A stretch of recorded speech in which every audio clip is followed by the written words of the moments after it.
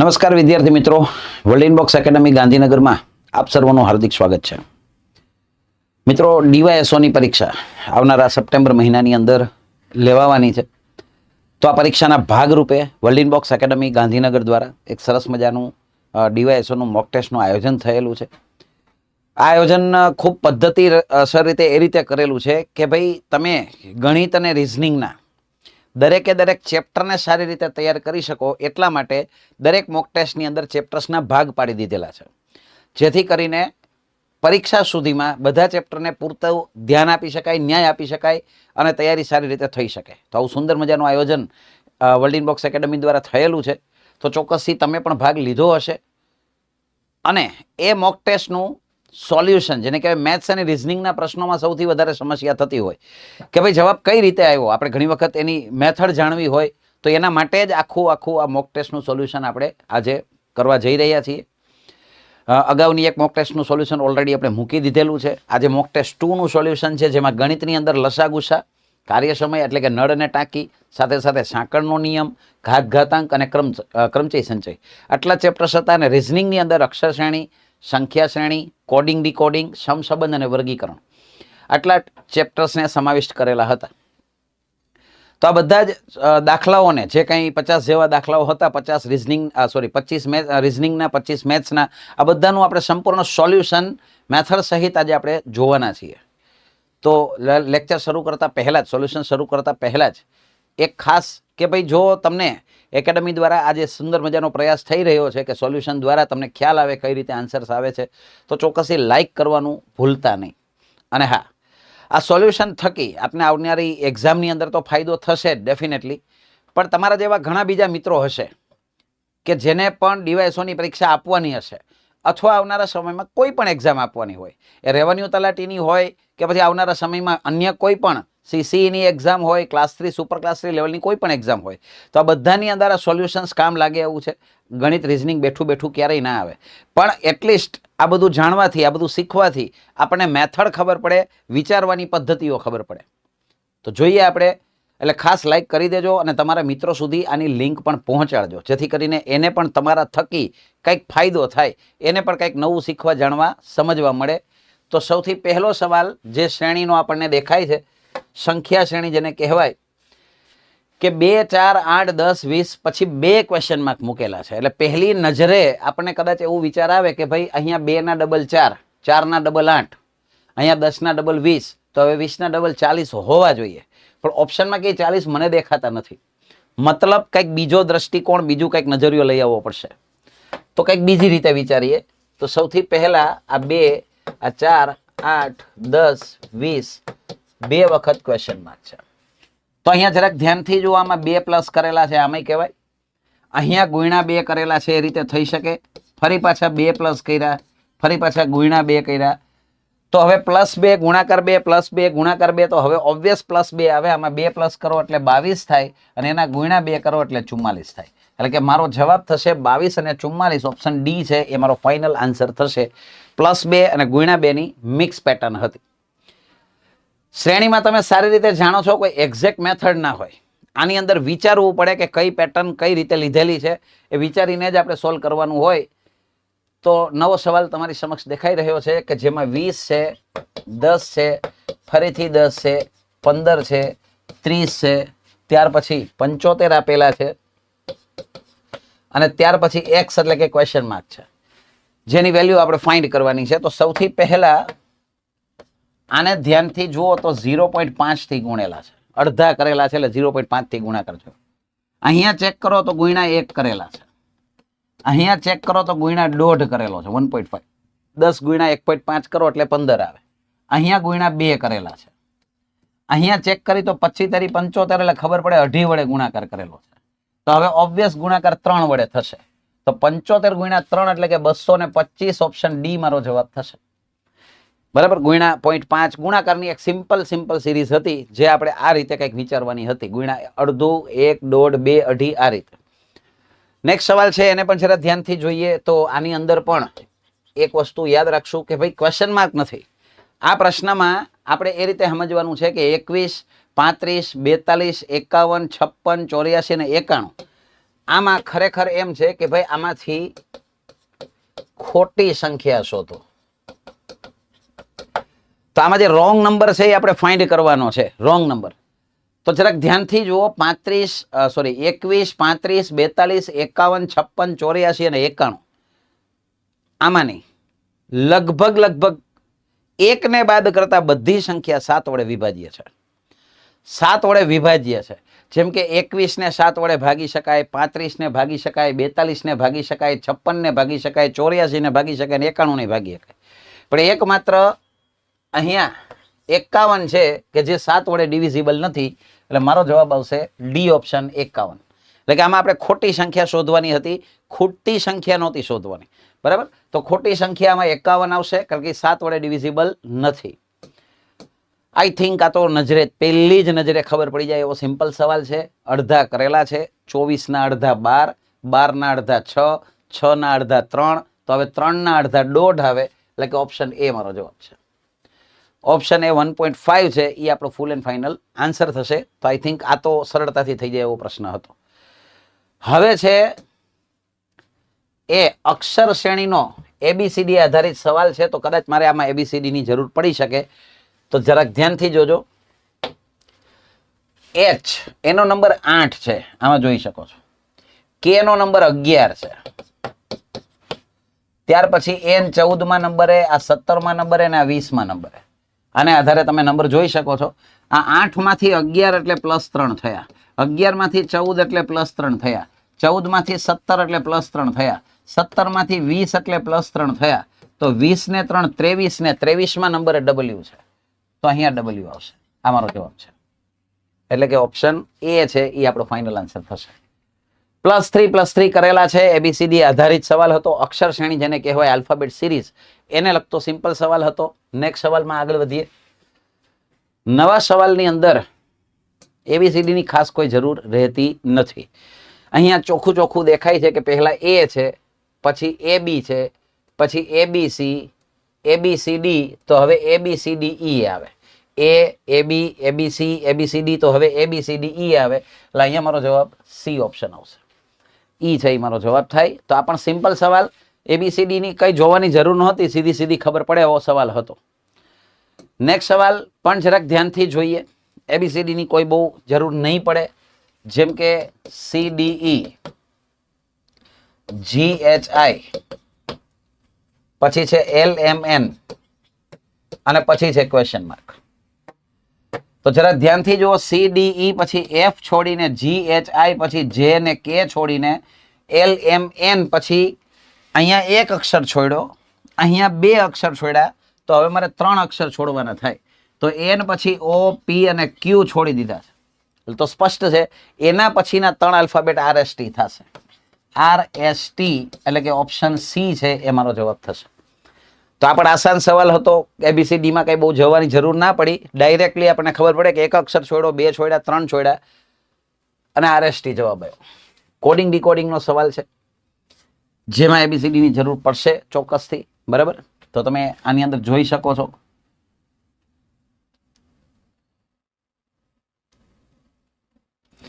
ચાલો, તો અહીંયા છે BROTHER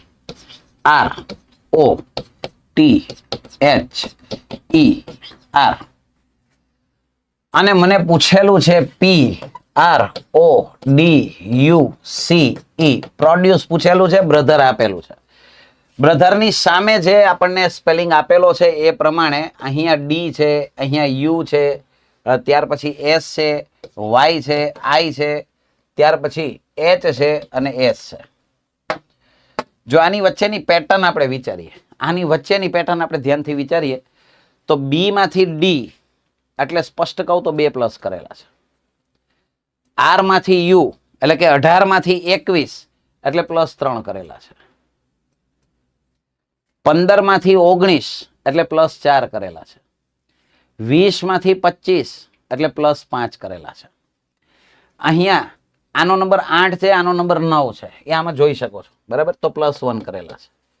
આ 5મા નંબરે 8મા નંબરે એટલે +3 કરેલા છે અને 18 માંથી 19 એટલે +1 કરેલા છે. આ રીતની પેટર્ન છે. જે કોઈ આમ જેને કહેવાય ને 2 3 4 5 આવ્યા તો હવે આપણને લાગતું હતું 6 આવશે, પણ નથી આવતા. એને કંઈક આ રીતની વિચિત્ર ટાંગામેળ વગરની પેટર્ન લીધી છે. આ ચોખ્ખી વાત છે. તો અહીં મારે એ જ કરવાનું છે કે ભાઈ આની અંદર હું 2 પ્લસ કરીશ એટલે 16 ને 2 18માં નંબરે આર આવશે. પછી હું આની અંદર 3 પ્લસ કરીશ 18 ને 3 21માં નંબરે યુ આવશે. તો આર ને યુ વાળો પહેલા તો મારો જવાબ હશે. 3 ઓપ્શનમાં આર ને યુ આપ્યા છે એટલે આ તો નીકળી ગયા. ત્યાર પછી આમાં 4 પ્લસ કરો 15 ને 4 19માં નંબરે એસ આવે. તો આર યુ પછી એસ આવશે એટલે આ પણ નીકળી ગયું છે. ત્યાર પછી હવે પ્લસ 5 કરેલા છે તો 5 ને 4 ને 5 કેટલા થાય? 9માં નંબરે આઈ આવે. તો એસ પછી આઈ આવવો જોઈએ, તો એ બંનેમાં આપેલો છે. તો હવેનો આલ્ફાબેટ નક્કી કરશે. +1 કરશો એટલે સ્પષ્ટ છે અહીંયા 5 પછી 1 હતા તો યુ પછી વી આવે. તો મારો જવાબ હવે નિશ્ચિતપણે બી ઓપ્શન જવાબ આવશે. અને હવે આની અંદર પણ જોઈ જ લઈએ. 3 પ્લસ કરો એટલે એફ આવે, આમાં 1 પ્લસ કરો એટલે એફ આવે. જેવું આમાં કરેલું છે એ પેટર્ન મેં ફોલો કરીશ. R U S I V double F, આ મારો જવાબ છે. બી ઓપ્શન આપણો પરફેક્ટ આન્સર થશે. ડન છે. તો કોઈ એક એક્ઝેક્ટ પેટર્ન નથી, કંઈક વિચિત્ર પેટર્ન લીધેલી હતી, પણ આનો આન્સર આ જ રીતે આવી શકે, બીજી કોઈ પોસિબિલિટી નથી. નેક્સ્ટ સવાલ છે જેમાં એબીસીડી ની ખાસ કોઈ જરૂર નથી. ગ્લેર આપેલું છે, મોન્સૂન આપેલું છે અને રેન્સમ પૂછેલું છે. જેટલા આલ્ફાબેટ જોઈએ છે બધા અહીંયા અવેલેબલ જ છે.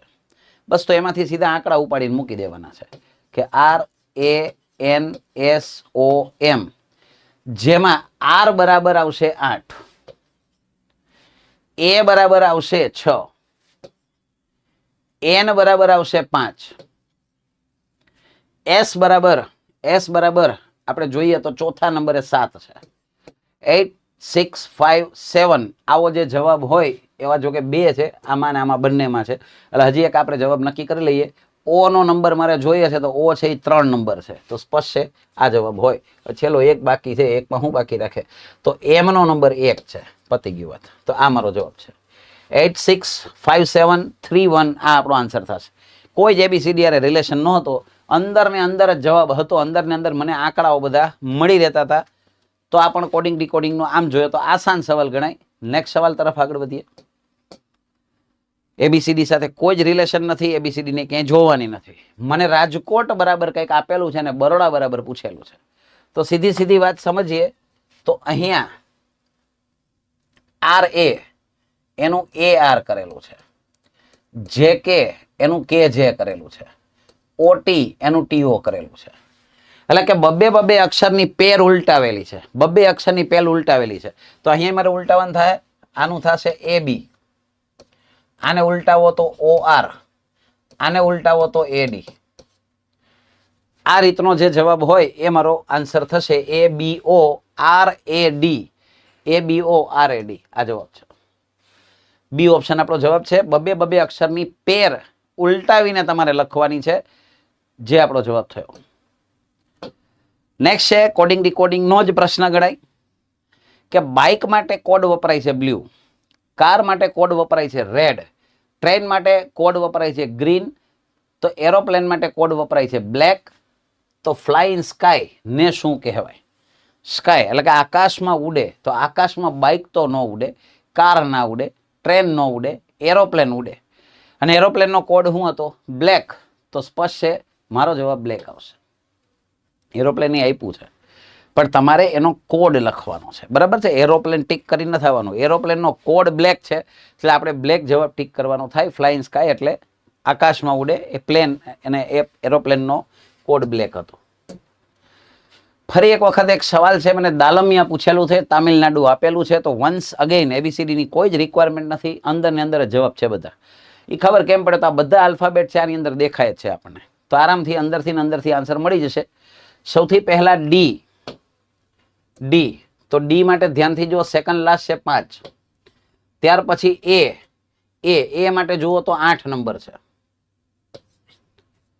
ત્યાર પછી છે એલ, તો એલ છે 5મા નંબરે છે એટલે 5મા નંબરે 4 આવશે. રેડી? ચાલો. ત્યાર પછી છે એમ, તો એમ છે 3જા નંબરે 7 આવશે. ત્યાર પછી છે આઈ, આઈ એટલે ચોથા નંબરે 2 છે તો આ 2 આવશે. અને લાસ્ટમાં એ એટલે અગેન કેટલા આવશે? 8 આવશે. એ બરાબર 8 છે. તો 584728 584728 પહેલો જ ઓપ્શન જવાબ છે. આ મારો આન્સર થશે. ટૂંકમાં અંદર ને અંદર જવાબ છે, કઈ ABCD ની કોઈ જરૂર નથી, આરામથી ખબર પડે એવો સિમ્પલ સવાલ હતો, અંદર ને અંદરથી આન્સર મળી ગયો. નેક્સ્ટ સવાલ છે કે કોઈ ચોક્કસ સંજ્ઞામાં મશીનને કંઈક આપેલું છે, કંઈક સમથિંગ કોડ, અને SLT MNB ને કઈ રીતે લખાય આવો એનો પ્રશ્ન છે. તો સૌથી પહેલા ABCD ની જરૂર તમારે પડી શકે તો તમે આને ધ્યાનથી જોઈ શકો છો. આને આધારે વિચારીને આપણે આન્સર લખવાનો હોય. તો જો ભાઈ, MACHINE મશીનનો સ્પેલિંગ લખેલો છે અને સામે LBBIHOD એવી રીતે કીધેલું છે. તો સીધી વાત સમજો.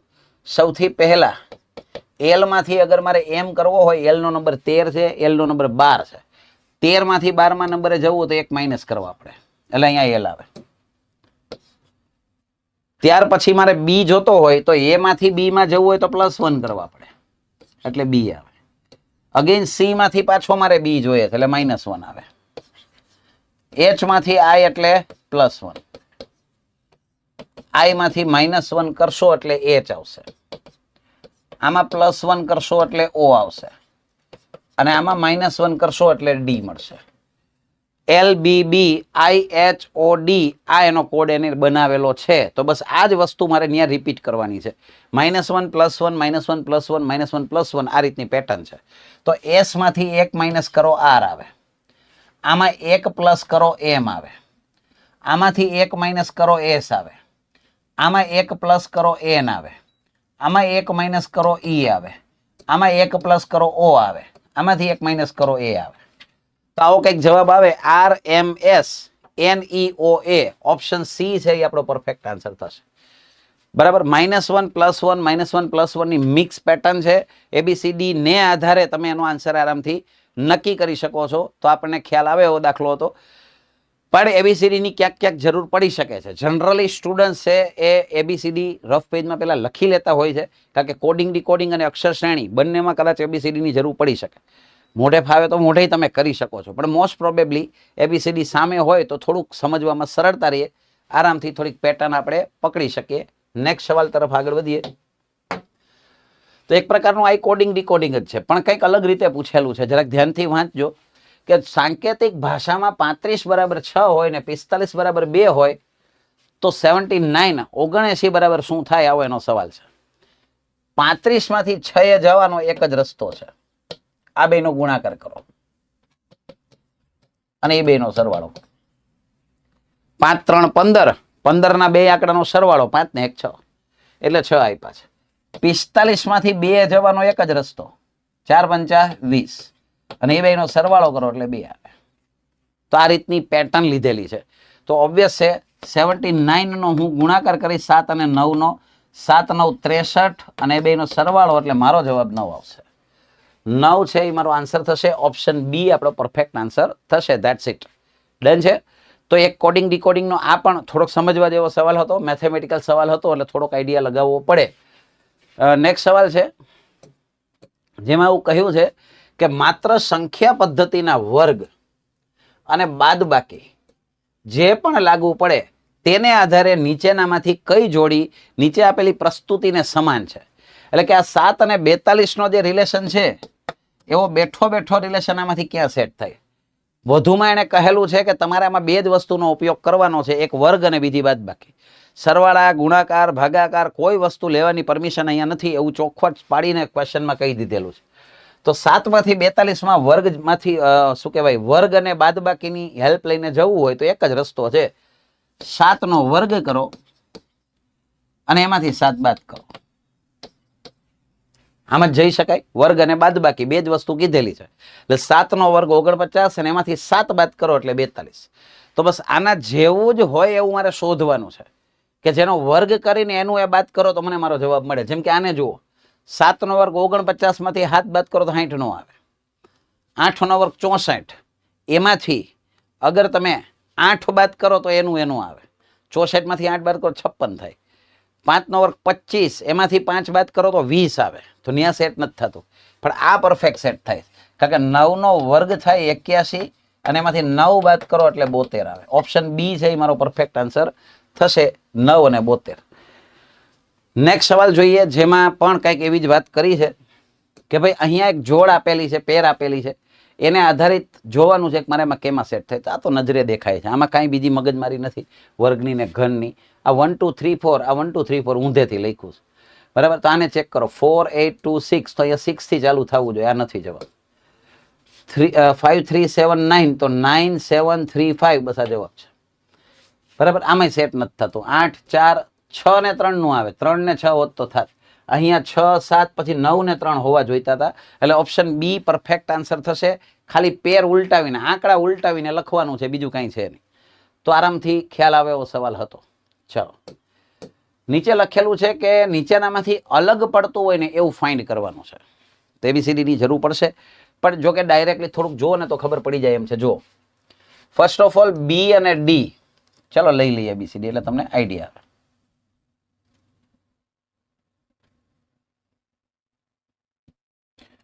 બી અને ડી એટલે +2 થયા,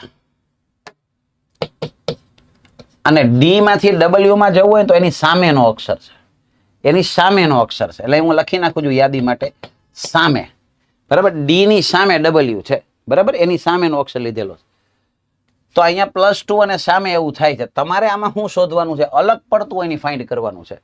તો જી નો નંબર 7 છે, આઈ નો નંબર 9 છે, એટલે +2 થયું. વધુમાં ચેક કરો, આઈ ની સામે ક્યુ આવે છે કે કેમ? તો આઈ ની સામે આર આવે છે, એટલે આ અલગ પડતું હોય એવું દેખાય મને. પણ છતાંય હજી અન્ય ચેક કરી લઈએ, બરાબર. એફ માંથી એ 6 માંથી 8 એટલે 2 + થયા, અને એચ ની બરાબર સામે એસ આવે છે, તો આ સામે વાળું સેટ થાય છે. ઓકે, નેક્સ્ટ જોઈ લઈએ. આઈ 9 નંબર, કે 11 નંબર, એટલે 2 + થયા, અને કે ની એક્ઝેક્ટ સામે પી એ પણ સેટ થાય છે, આની સામે પી છે એ સેટ થાય છે. આપણે શું શોધવાનું હતું? અલગ પડતું. તો આમાં પેટર્ન ફોલો થઈ, આમાં થઈ, આમાં થઈ, પણ આમાં નથી થતી, એટલે નિશ્ચિતપણે મારો જવાબ છે એ ઓપ્શન બી આવશે. કારણ કે આઈ ની સામે ક્યુ નો આવે, આઈ ની સામે આર આવે, એટલે આ મારો જવાબ છે. અલગ પડતું GIQ થશે. આ આપણો ફૂલ એન્ડ ફાઇનલ આન્સર થયો. નેક્સ્ટ સવાલમાં કહેલું છે કે ભાઈ માત્ર સંખ્યાઓના વર્ગ અને વિભાજન. વિભાજન એટલે મોસ્ટલી અહીંયા ભાગાકાર એવો અર્થ તમે કરી શકો કે સંખ્યાઓના વર્ગ અને વિભાજનને આધારે નીચેનામાંથી કઈ જોડી આપેલ સમીકરણને સમાન છે. તમારે બે જ વસ્તુનો ઉપયોગ કરવાનો છે, વર્ગ અને ભાગાકારનો. વિભાજન એટલે ભાગાકાર, વર્ગ અને ભાગાકારનો જ ઉપયોગ કરવાનો છે. 16 માંથી 128 જવાનો એક જ રસ્તો છે કે 16 નો વર્ગ કરો, 256 થાય, અને એના ભાગ્યા 2 કરો એટલે 128 આવે. બસ, તો આના જેવું જ મારે શોધવાનું છે. તો ચાલો મૌખિક થઈ જાય. 8 નો વર્ગ 64, એના અડધા કરો એટલે 32. બસ આ જ જવાબ છે. આગળ કઈ જોવાની જરૂરત જ નથી રહેતી, પણ છતાંય આમાં જોઈ લો. જો 6 નો વર્ગ 36, એના અડધા કરો એટલે 18 થાય, 17 તો ન થાય. 7 નો વર્ગ 49, ના અડધા કરો તો પોઈન્ટમાં આવે, 24.5 આવે, અહીંયા 29 આપ્યા. 10 નો વર્ગ કરો 100, 100 ના અડધા 50 આવે, ને 48 આપેલા. તો ઓપ્શન એ પરફેક્ટ સેટ થાય છે. 8 નો વર્ગ કરીને 2 વડે ભાગાકાર, અથવા એના અડધા, 64 ના અડધા 32 થાય. નેક્સ્ટ સવાલ જોઈએ. ફરી પાછું એ જ, નીચેનામાંથી અલગ પડતું શોધો. તો શરણાઈ, વાયોલિન, સિતાર અને ગિટાર. તો આઈ થિંક આ તો એમને જ ખબર પડી જાય, આમાં કોઈ મેથડ ના હોય. અલગ કઈ રીતે પડે છે પ્રેક્ટિકલી વિચારો. શરણાઈ છે એ મોઢેથી વગાડવાની થાય, તો આ બધું છે એ અલગ પડે, બરાબર છે. આ બધા કરતા અલગ પડે છે કયું? શરણાઈ. તો શરણાઈ મારો જવાબ આવશે. આમાં કોઈ બીજી મેથડની જરૂર નથી, સીધું સીધું દેખાય છે કે અલગ એક જ પડે છે. તો જોઈએ નવો પ્રશ્ન મિત્રો, જેની અંદર 171 થી 175 પ્રશ્ન છે.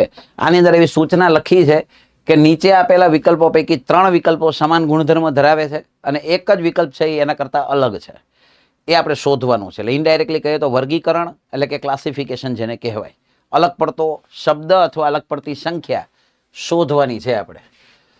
તો સૌથી પહેલા આમાંથી અલગ શું પડે છે જરાક ઓબ્ઝર્વ કરીએ. તો આ સંખ્યા 11 વડે વિભાજ્ય છે, આ સંખ્યા 2 વડે, 4 વડે, 8 વડે વિભાજ્ય છે, આ સંખ્યા 5 વડે વિભાજ્ય છે, પણ આ એકમાત્ર એવી છે કે જે કોઈના વડે વિભાજ્ય નથી. આ અવિભાજ્ય સંખ્યા છે. તો નિશ્ચિતપણે ડી ઓપ્શન છે એ આપણો જવાબ થશે. અલગ પડતું આપણે શોધવાનું હતું, તો બાકી બધા વિભાજ્ય છે, આ એકમાત્ર અવિભાજ્ય છે. નેક્સ્ટ સવાલ જોઈએ, જેમાં આમ જો તો એબીસીડી ની જરૂરિયાત પડી શકે એને લગતો પ્રશ્ન છે, તો તમે આમાંથી જોઈ શકો છો. સૌથી પહેલા પી માંથી ટી 16 માંથી 20 કરેલા છે. 16 માંથી 20 કરેલા છે એટલે +4 થાય. અહીંયા ટી માંથી યુ એટલે +1 થાય. અહીંયા યુ માંથી R, U 21 number, R 18 number એટલે -3 થાય. અને આર માંથી એસ એટલે +1 થાય. કંઈક આ રીતની પેટર્ન દેખાય છે. +1 +4 +4 +1 -3 +1. તો અહીંયા પણ ચેક કરી લઈએ. આ 13 નંબર, આ 17 નંબર 4 પ્લસ છે. 17 ને 1 18. અહીંયા ચેક કરો તો 18 માંથી 15 એટલે -3 અને અહીંયા +1. તો +4 +1 -3 +1 પરફેક્ટ સેટ થાય છે. અહીંયા ચેક કરીએ તો જે માંથી એન કરો, 10 માંથી 14 એટલે +4, 14 ને 1 15, અહીંયા -3 12 અને અહીંયા +1 12 ને 1 13. તો અત્યાર સુધી તો બધી પેટર્ન ફોલો થઈ છે. હવે લાસ્ટમાં ચેક કરો ને તો એસ માંથી વી, જરાક ધ્યાનથી જો, એસ નો નંબર 19 છે, વી નો નંબર 22 છે, તો 19 માંથી 22 એટલે +3 થાય. તો આ અલગ પડે છે, કારણ કે બાકી બધામાં +4 +1 -3 +1 ની પેટર્ન ફોલો થતી હતી. આમાં પહેલા જ ઝટકે ખબર પડી ગઈ +3 કરેલા છે, તો અલગ પડતો ઓપ્શન ડી થશે. નેક્સ્ટ સવાલ જોઈએ કે કયો શબ્દ અલગ પડે છે. હોસ્ટેલ છે, પથિકાશ્રમ છે, હોટેલ છે અને ક્લબ છે. તો સ્પષ્ટ છે કે હોસ્ટેલની અંદર, પથિકાશ્રમમાં, હોટેલની અંદર માણસોને સ્ટે કરવા માટે, રહેવા માટેની વાત થાય છે. ક્લબ છે એના માટે નથી. તો સ્પષ્ટ છે ડી ઓપ્શન અલગ પડે છે. એમને એમ ખબર પડી જાય, આમાં કોઈ બીજી રીત ના હોય, સીધી આઈડિયા આવી જાય. નેક્સ્ટ સવાલ છે જે સંખ્યાઓને લગતો છે કે 8 પછી 25, 7 પછી 22 એ રીતે આપેલું છે. તો જરાક ધ્યાનથી આની વચ્ચેનો રિલેશન વિચારો. 8 ગુણ્યા 3 કરો 24 થાય ને 24 માં 1 ઉમેરો એટલે 25 થાય. 7 ગુણ્યા 3 કરો 21 માં 1 ઉમેરો એટલે 22 થાય. 10 ગુણ્યા 3 કરો 30 થાય, એમાં 1 ઉમેરો એટલે 31 થાય. તો અહીંયા સુધી બધું ઓકે છે, પણ લાસ્ટ ચેક કરો. 9 ગુણ્યા 3 કરો 27 થાય ને એમાં 1 ઉમેરો ને તો 28 આવવા જોઈએ, પણ ત્યાં 30 આપેલા છે. મતલબ નિશ્ચિતપણે ઓપ્શન ડી છે એ અલગ પડે છે. બાકીની બધી પેટર્ન કરતા એ અલગ પડે છે. બરાબર.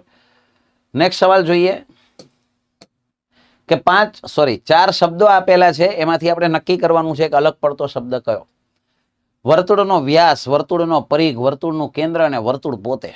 તો આમાં અલગ પડતું કયું છે? તો સીધી વાત છે કે વ્યાસ, પરિઘ, કેન્દ્ર આ બધું વર્તુળની સાથે કનેક્ટેડ છે. એટલે કે વ્યાસ કોને કહેવાય? તો કે વર્તુળના કેન્દ્રમાંથી પસાર થતી જીવાને આપણે વ્યાસ કહીએ છીએ. પરિઘ એટલે વર્તુળનો જે ઘેરાવો છે એ એનો પરિઘ થાય. બરાબર, એની બોર્ડર જેને કહેવાય. કેન્દ્ર એ વર્તુળનું કેન્દ્ર હોય. પણ તો બધાય કરતા અલગ પડતો શબ્દ શું છે? વર્તુળ. આ અલગ પડતો શબ્દ છે. તો સ્પષ્ટ છે આમ બધાય વર્તુળને રિલેટેડ જ છે, પણ અલગ પડતું હોય એવું વર્તુળ છે. તો વર્તુળ અહીંયા પરફેક્ટ આન્સર સેટ થાય છે. નેક્સ્ટ સવાલ તરફ આગળ વધીએ. ચાલો, તો રીઝનિંગ અહીંયા સમાપ્ત થયું. હવે જે છે એ મેથેમેટિક્સના પ્રશ્નો આવશે, ગણિતના પ્રશ્નો આવશે. તો અહીંયા દેખાય છે મને કાર્ય અને સમયનો સવાલ છે. વિવાન એક કામ 15 દિવસમાં પૂરું કરે છે. કામ શરૂ કર્યા બાદ 5 દિવસ પછી તે કામ છોડી દે છે. બાકીનું કામ રોહન 12 દિવસમાં પૂર્ણ કરે છે. તો રોહન એકલો આ આખું કામ કેટલા દિવસમાં કરી શકે? સૌથી પહેલા એ સમજીએ કે કામ હતું કેટલા દિવસનું? 15 દિવસનું. કેટલા દિવસ પછી એને કામ છોડી દીધું છે? વિવાન એક કામ 15 દિવસમાં પૂરું કરે છે, બરાબર, પણ કામ શરૂ કર્યા બાદ 5 દિવસ પછી તે કામ છોડી દે છે.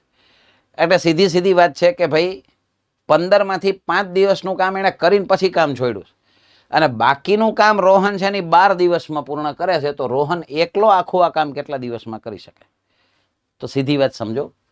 15 દિવસનું કામ હતું, જેમાંથી 5 દિવસનું થઈ ગયેલું. 10 દિવસનું કામ હજુ બાકી છે, અને એ કામ પૂરું કરનાર રોહન હતો, એને 12 દિવસમાં કામ પૂરું કર્યું.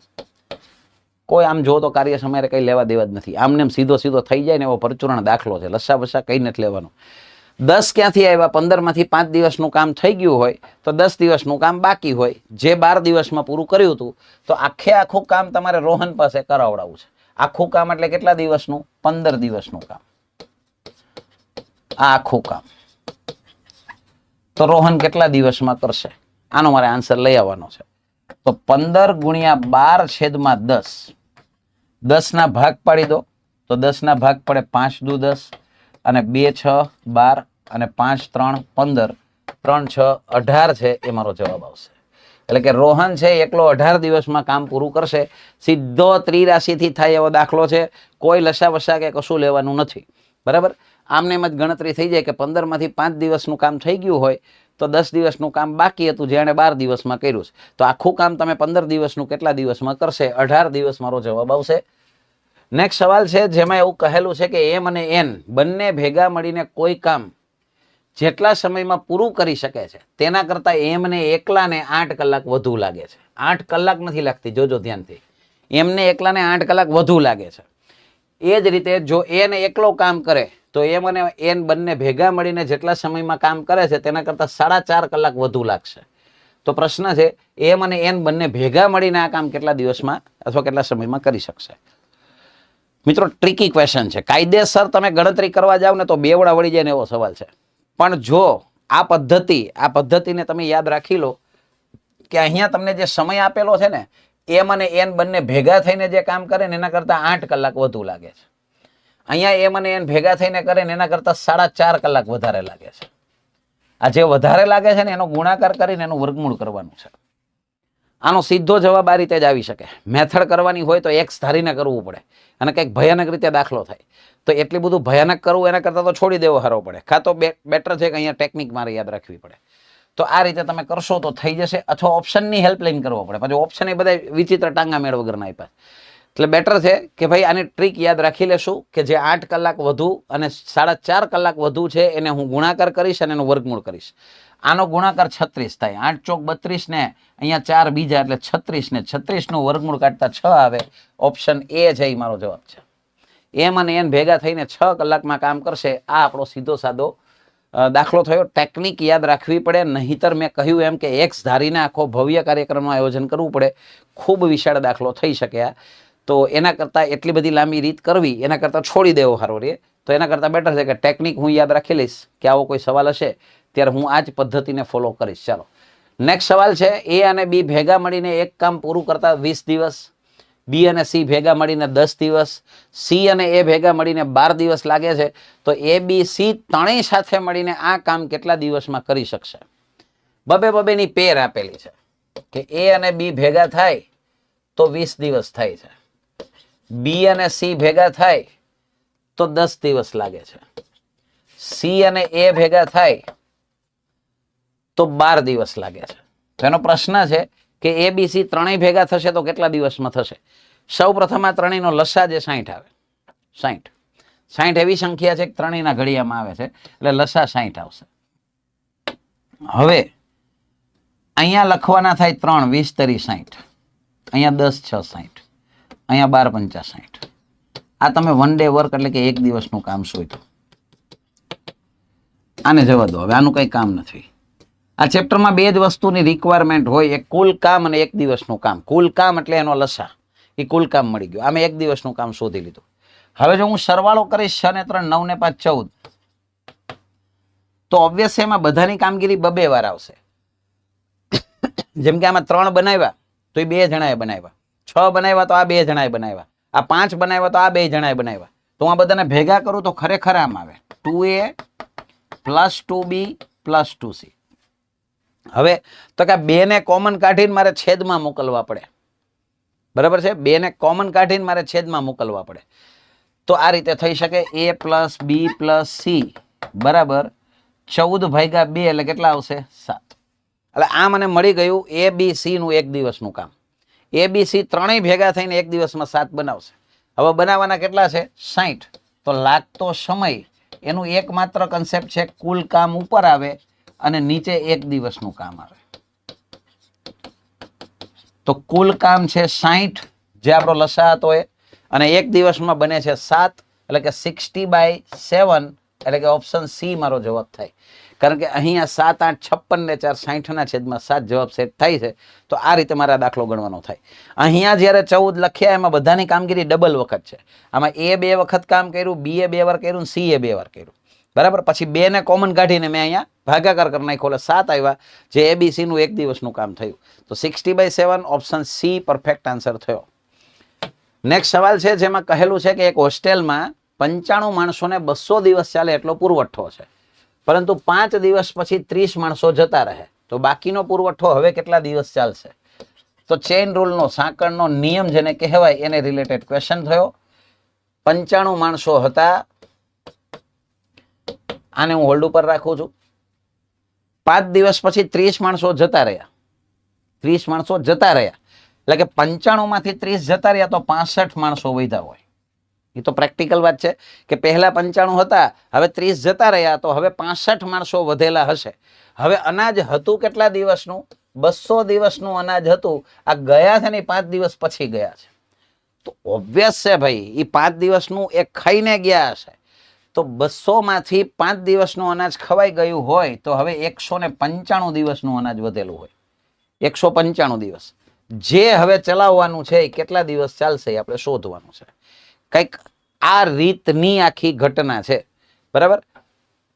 તો આજે લખવું ને એ બહુ ઇમ્પોર્ટન્ટ છે કે પહેલા 95 હતા, પછી 30 જતા રહ્યા એટલે 65 થાય, 200 દિવસ હતા એમાંથી 5 દિવસ બાદ થઈ જાય, કારણ કે 5 દિવસનું અનાજ ખવાઈ ચૂક્યું છે એટલા માટે.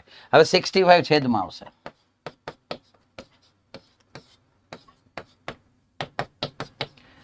અને હવે 65 ના છેદ ઉડાડવા માટે પહેલા આપણે એના ભાગ પાડી નાખીએ. 13 × 5 = 5 થી ઉડાડશો એટલે અહીંયા 19 આવશે. 13 થી અહીંયા ઉડાડીએ તો 13 × 13, 6 વધે એટલે 65, 13 × 65.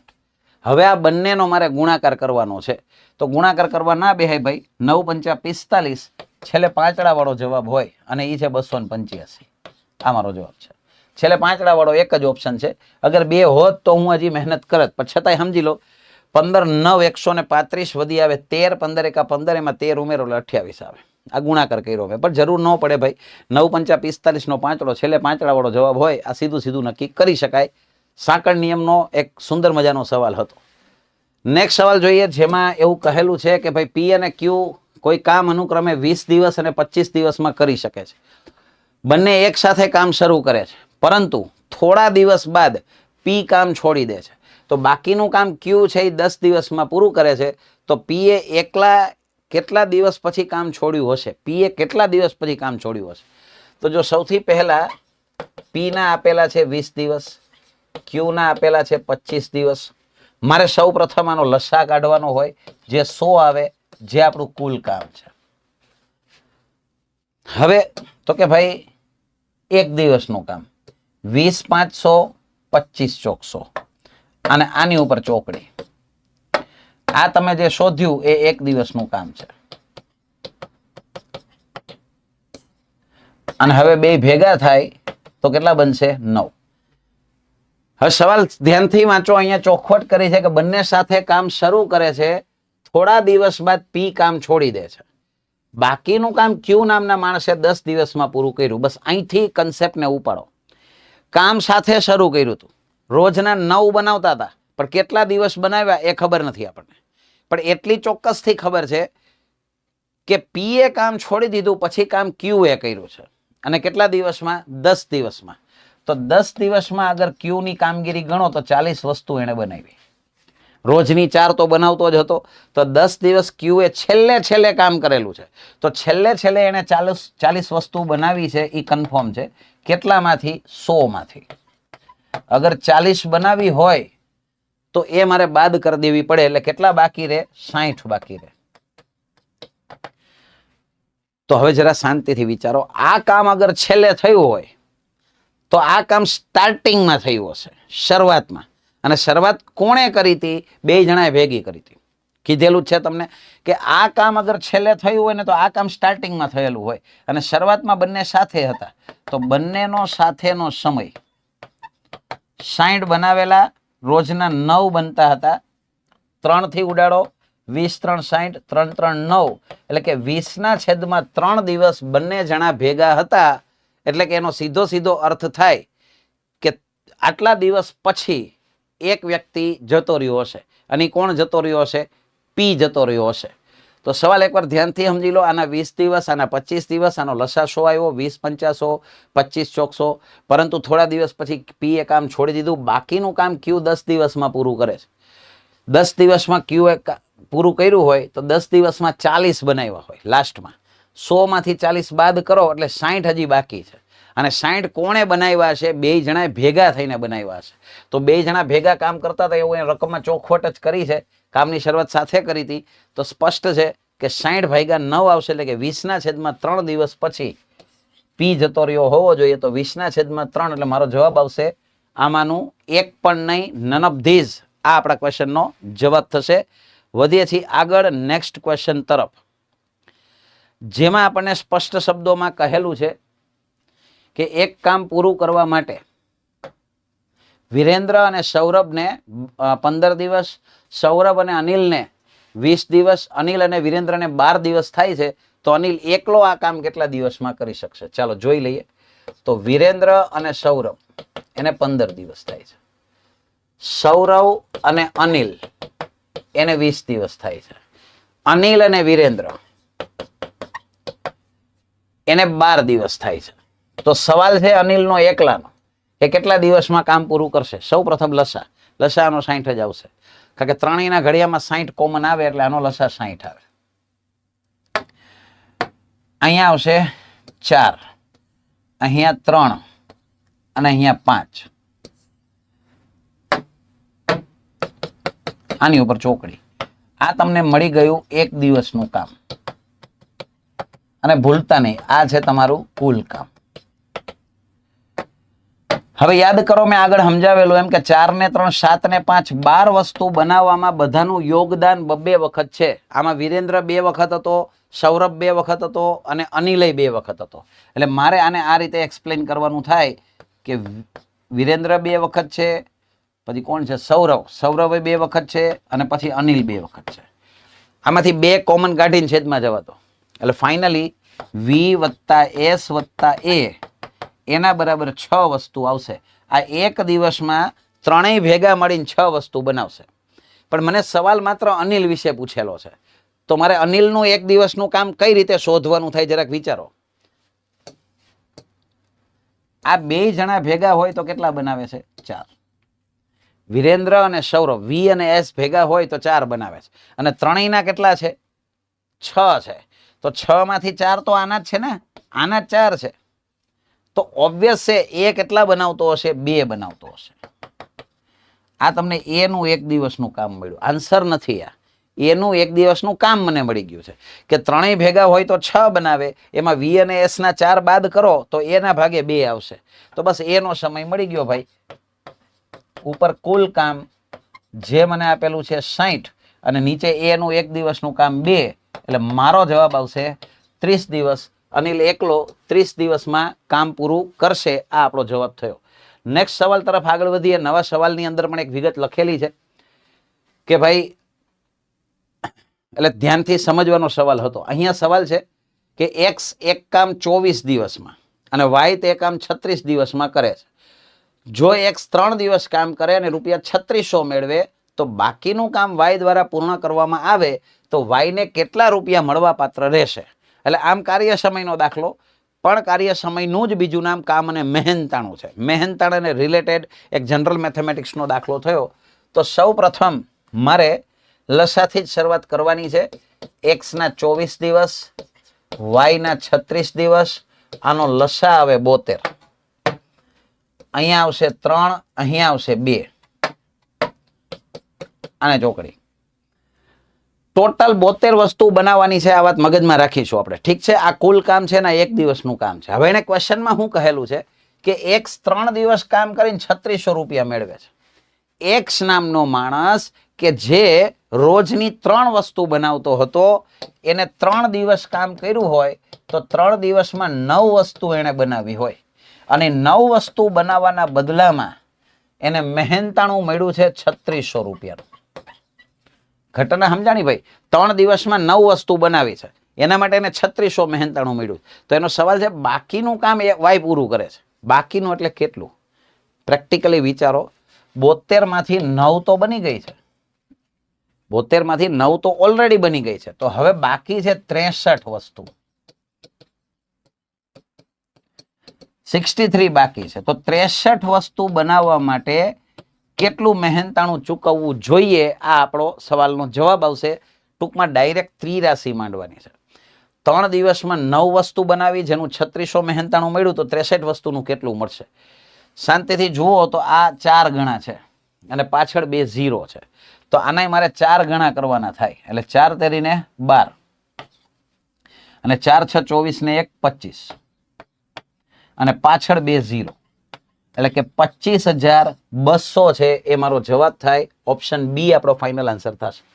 બરાબર. બાકીના કામના મારે રૂપિયા શોધવાના હતા, 63 વસ્તુ માટે કેટલા થાય એ શોધવાનું હતું, તો આપણને આપણો જવાબ ઇઝીલી મળી ગયો. પણ એક પ્રેક્ટિકલી ત્રિરાશિથી આ દાખલો ગણવાનો હતો. નેક્સ્ટ સવાલ છે, 25 વ્યક્તિઓ એક કામ 16 દિવસમાં કરે છે. કામ શરૂ થયાના 4 દિવસ પછી કેટલાક લોકો કામ છોડી દે છે. જો બાકીનું કામ 15 દિવસમાં પૂરું થતું હોય તો 4 દિવસ પછી કેટલા લોકોએ કામ છોડેલું હશે? આગળ આવો જ એક દાખલો ભણી ગયા, પણ એમાંનામાં શું ફરક છે?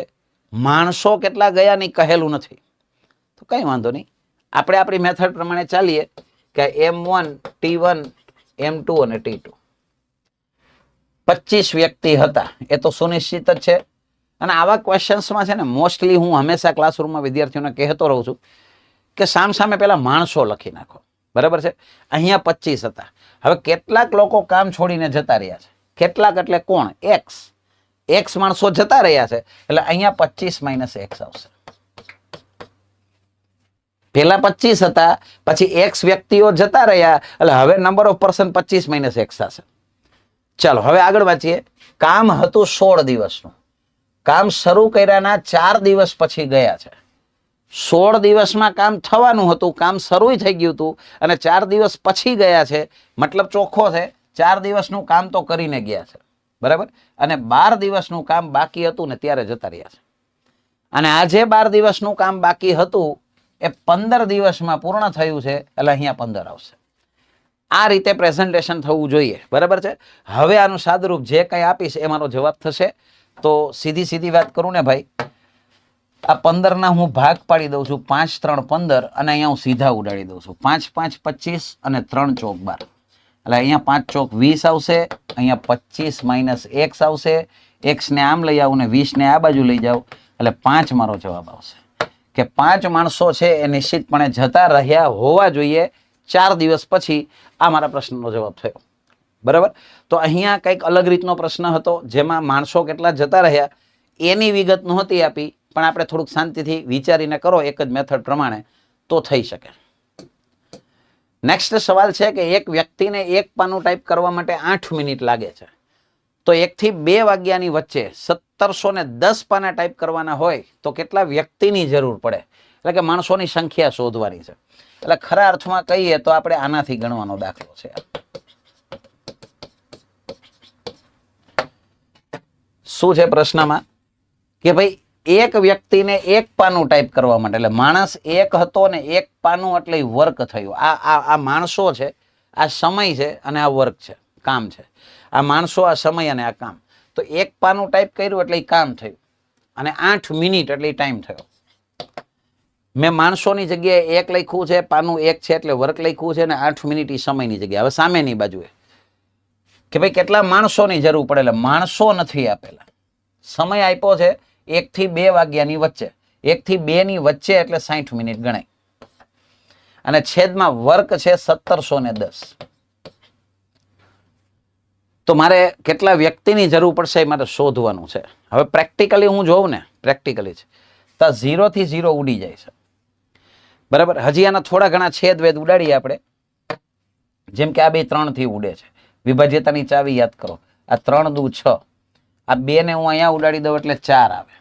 આ 3 ને હું અહીંયા ઉડાડી દઉં એટલે 3 5 15 ને 3 7 21, એટલે 57 આવ્યા. હવે 57 ને મારે 4 વડે ગુણવાના છે, કારણ કે બાકી તો બધું ઉડી ગયું છે ભાઈ. તો 57 ગુણ્યા 4 કરો એટલે 50 ચોક 200 અને 7 ચોક 28, એટલે 228 છે મારો જવાબ થાય.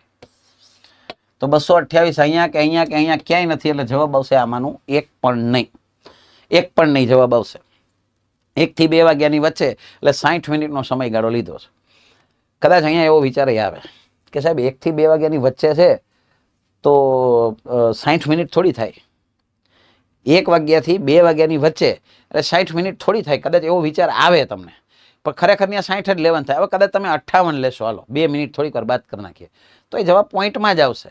જવાબ આમાંનું એક પણ નહીં જ આવશે, એ તો પાક્કી વાત છે. એટલે જવાબ અહીંયા પરફેક્ટલી શૂટ થાય છે. આમ જુઓ તો 228 કાયદેસર જવાબ જ ગણાય, અને એક પણ નહીં આ મારો જવાબ આવશે. 1 થી 2 વાગ્યાની વચ્ચે, એટલે 60 મિનિટ જ અહીંયા ગણતરીમાં લીધેલી છે.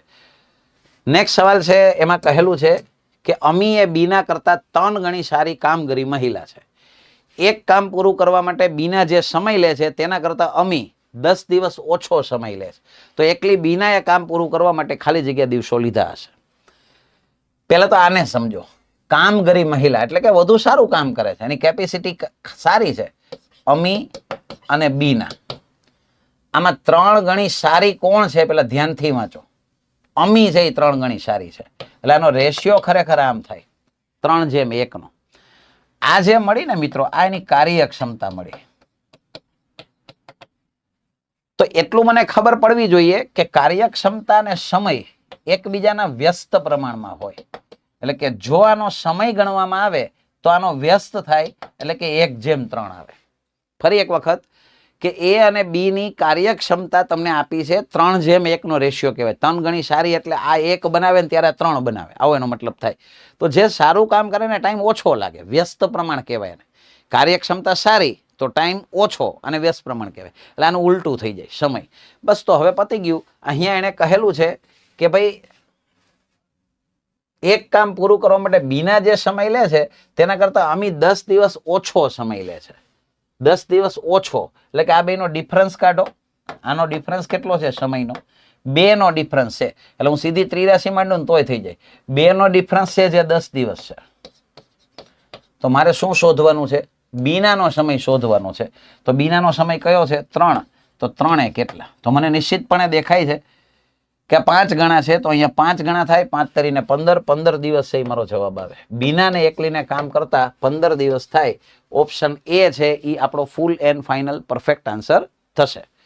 ડન છે. તો એક કાર્યક્ષમતા અને સમય, આ 2 વસ્તુ ખાસ અહીંયા ધ્યાને લેવી પડે.